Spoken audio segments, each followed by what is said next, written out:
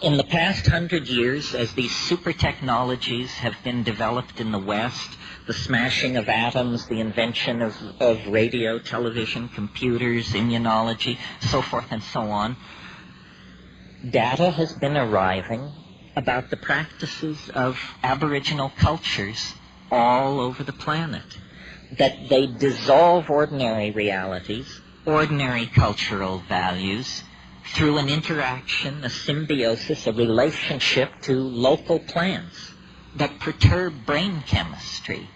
And in this domain of perturbed brain chemistry, the cultural operating system is wiped clean.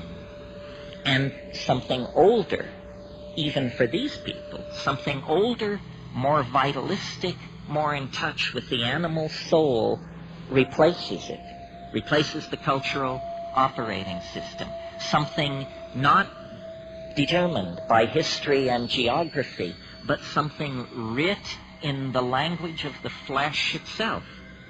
This is who you are. This is true nakedness. You are not naked when you take off your clothes. You still wear your religious assumptions, your prejudices, your fears, your illusions, your delusions. When you shed the cultural operating system, then essentially you stand naked before the inspection of your own psyche.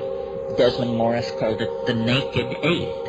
And it's from that position, a position outside the cultural operating system, that we can begin to ask real questions about what does it mean to be human, what kind of circumstance are we caught in, and what kind of structures, if any, can we put in place to assuage the pain and accentuate the glory and the wonder that lurks waiting for us in this very narrow slice of time between the birth canal and the yawning grave. In other words, we have to return to first premises. So I've been thinking about this a lot, and at first it seemed to me only a metaphor, this phrase, culture is your operating system. But because I travel around a lot and get that jolting experience frequently of, let's say, leaving London on a foggy evening and arriving in Johannesburg 14 hours later to a sweltering day in a city of 14 million on the brink of anarchy, I get to change my operating system frequently. And so I notice the relativity of these systems. And some work for some things and some for others.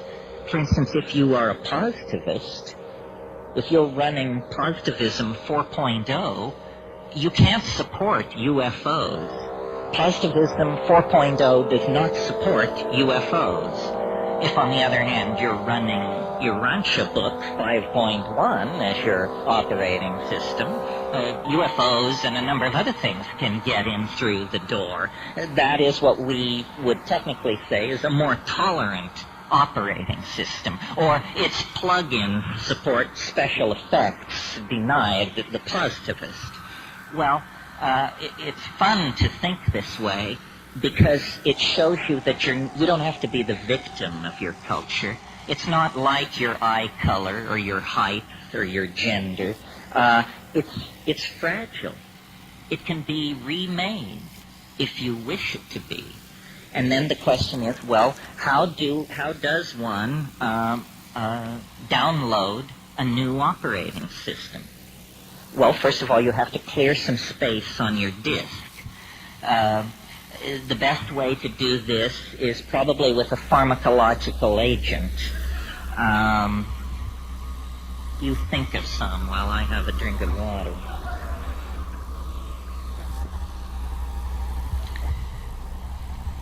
Psilocybin is an excellent disk cleaner. You can put a lot of things in the trash and have them just disappear with a psilocybin upgrade. Other pharmacological agents that will clear your disk are ayahuasca.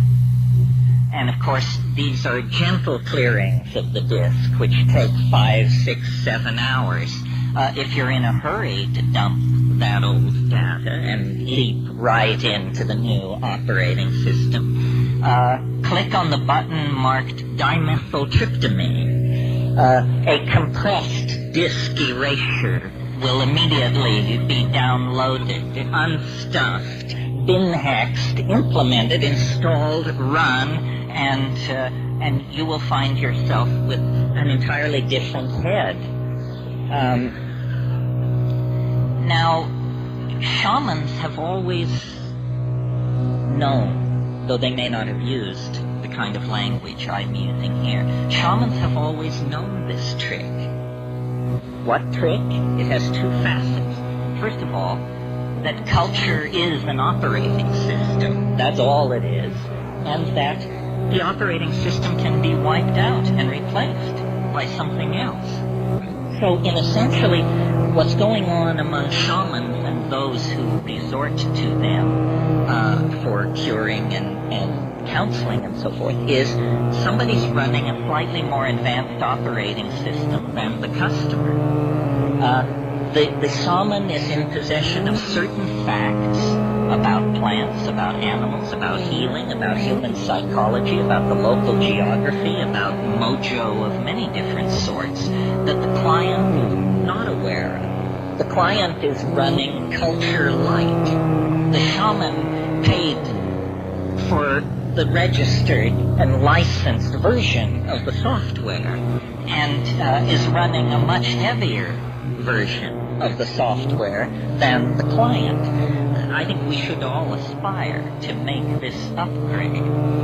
It's very important that you have all the bells and whistles on your operating system. Otherwise, somebody is going to be able to get a leg up on you. Well, what's wrong with the operating system that we have? Consumer capitalism 5.0 or whatever it is. Well, it's dumb. It's retro. It's very non-competitive. It's messy. It wastes the environment. It wastes human resources. It's inefficient. It runs on stereotypes. It runs on a low sampling rate, which is what creates stereotypes. Low sample rates make everybody appear alike, when in fact the glory is in everyone's differences. And the current operating system is flawed. It actually has bugs in it that generate contradictions. Contradictions such as we're cutting the earth from beneath our own feet. We're poisoning the atmosphere that we breathe. This is not intelligent behavior.